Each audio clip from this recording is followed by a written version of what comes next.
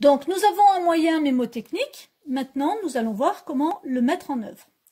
Donc ici, ce sera deux exemples. Alors, une fois que ce sera terminé, ça ressemblera à ceci. Donc, du coup, si c'est un petit peu tassé, si vous n'avez pas assez de place, évidemment, vous prenez une feuille que vous rajoutez ici pour pouvoir mettre votre exemple. Vous la recollerez ici en bas. Alors, je vais prendre une feuille blanche pour mettre mes deux exemples. On va commencer par premier exemple, donc calculer une longueur. Donc, on va se mettre dans le triangle ABC, rectangle en B. Donc, dans le triangle ABC, rectangle en B, on va avoir quelques informations. ACB, l'angle ACB mesure 40 degrés. Et enfin, le côté AC a une longueur de 5 cm.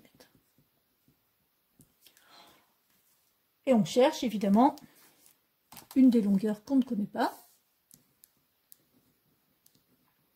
On cherche AB. Alors, on va commencer bien sûr par faire une figure à main levée. Ça, c'est vraiment la chose primordiale qu'il faut faire correctement. Alors attention, faire une figure à main levée, il ne s'agit pas de faire un triangle vite fait. Il faut placer les éléments importants. Quels sont les éléments importants? L'angle droit. Donc, dans mon énoncé, on me dit que c'est rectangle en B, ce qui veut dire que l'angle droit, c'est B. Du coup, j'ai A et C qui vont être l'hypoténuse. Ensuite, on me donne la mesure de l'angle C. Donc là, attention, on a vu que pour la trigonométrie, l'angle était primordial pour définir justement quels étaient côté opposé, côté adjacent. Et on me donne AC 5 cm.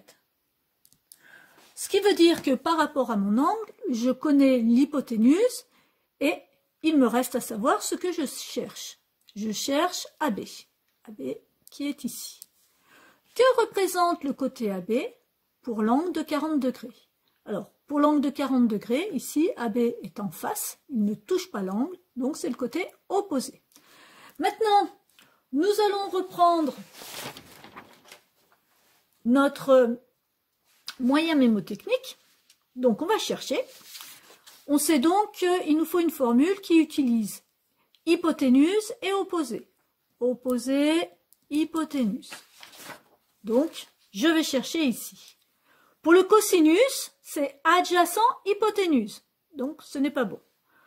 Pour le sinus, c'est opposé hypoténuse. Donc là, on a bien opposé hypoténuse. Ça peut être le sinus. On vérifie avec la dernière. La tangente, ça sera opposé adjacent. Il n'y a pas d'hypoténuse. Donc, la seule formule où nous avons opposé et hypoténuse, c'est le sinus. Donc, nous n'avons pas le choix. Nous savons d'ores et déjà que la formule que nous devons utiliser, c'est sinus.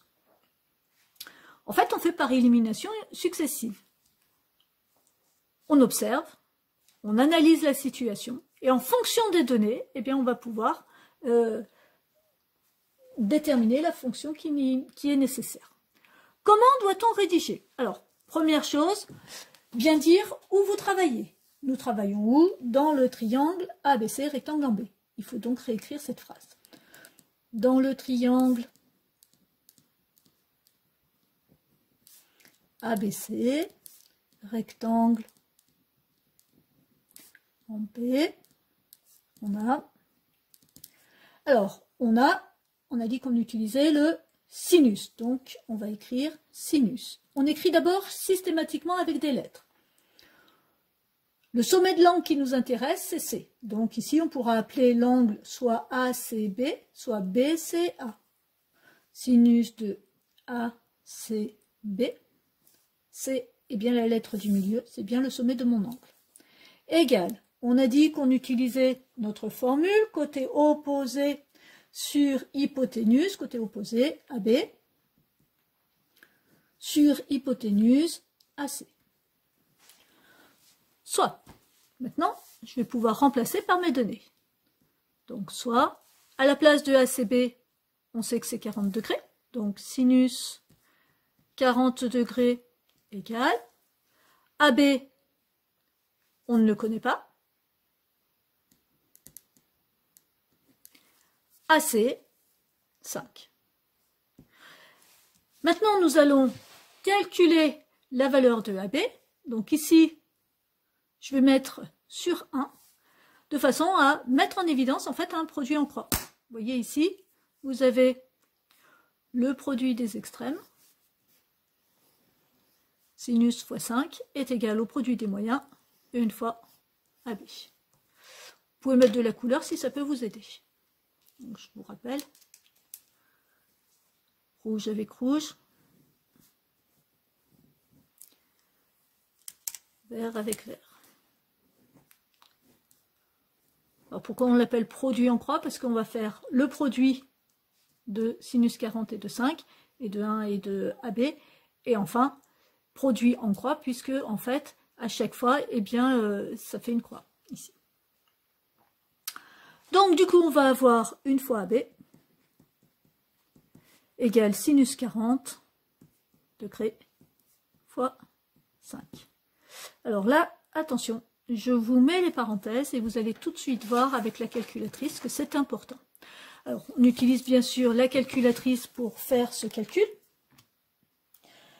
Donc, sur la calculatrice, vous allez avoir plusieurs fonctions qui sont importantes de repérer. Donc ici, vous avez le sinus, le cosinus et la tangente.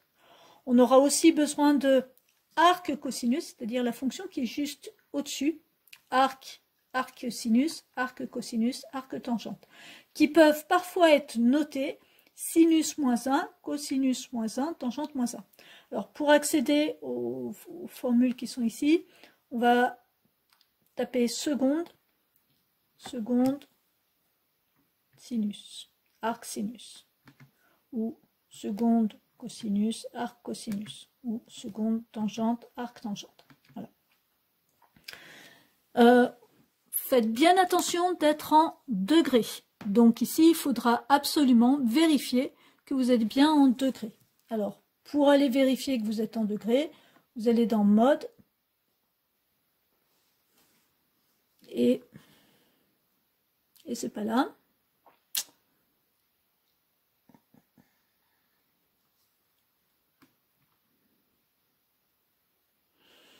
Ou seconde configuration. Je vois pas. Voilà, ce sera seconde configuration. Donc, pour savoir si vous êtes vraiment en degrés, vous allez aller dans seconde configuration pour cette calculatrice. Donc, selon vos calculatrices, hein, il faudra regarder ce que vous avez à faire. Et donc ici, pour moi, par exemple, je tape 3. Et donc là, je serai en degrés à ce moment-là. Voilà. Donc, 3, exécuté, parfait. J'ai un petit dé qui apparaît pour me dire que je suis en degrés.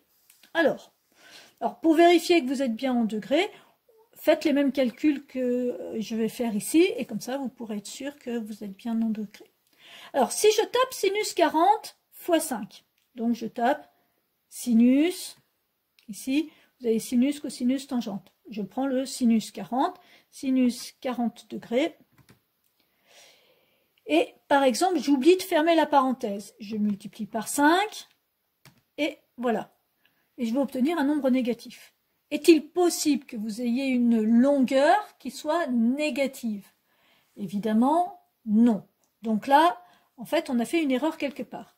Et si je regarde, je me dis que là, j'avais une parenthèse ouverte et que je ne l'ai pas fermée avant de multiplier par 5. Donc, il y a forcément un petit souci. Ce qui veut dire que ici, fermer la parenthèse n'est pas une option, c'est une obligation. Il faut absolument le faire. Si vous ne le faites pas, vous aurez des résultats aberrants. Je ferme donc la parenthèse, je multiplie ensuite par 5, et là, j'obtiens 3,213, etc., etc. Mais enfin, j'obtiens un nombre positif tout à fait plausible. Donc ici, je vais retenir que AB est environ égal à 3,213. Alors, si je veux arrondir ici ma valeur, puisque ce sera forcément, enfin vous aurez la plupart du temps des valeurs approchées. Donc ici, je veux arrondir par exemple au centième, dixième, centième, ça veut dire que je garde le deuxième chiffre après la virgule. Pour arrondir au centième, il faut donc que je garde et que je regarde ce qui se passe au niveau des millièmes, c'est-à-dire au niveau du troisième chiffre après la virgule. Si c'est 0, 1, 2, 3, 4, je laisse le chiffre qui était juste avant tel qu'il était. Donc ce sera 3,21.